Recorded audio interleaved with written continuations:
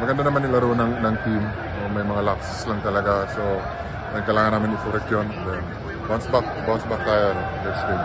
So, yun nga, bounce back. Tapos, so, mabilisan lang din talaga. Ano siguro yung kailangan gawin pa ng team para hindi kayo mag-wallow dito sa talo na to, brother?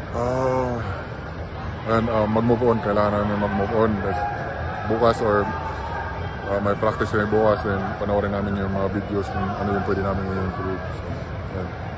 Holding it together kay Karl Anthony Towns, ano masasabi mo na dumikit ka pa rin, Brad, kahit na madalas may nagsasabi na hindi ka daw pang international game eh? Wala akong pakidon. Hindi naman ako nagpagsukatan kay Carl or sa ibang player. Gusto lang makatulong sa team. So, ayun, kung ano yung papagawa ni Coach sa akin, gagawin ko. So, ano yung may tutulong ko sa team, yun yung gagawin. Well, versus Angola at Italy coming off this tough stand, kumbaga maganda pinakita nyo. Gano'ng kalaking chance sa tingin mo versus Angola nito?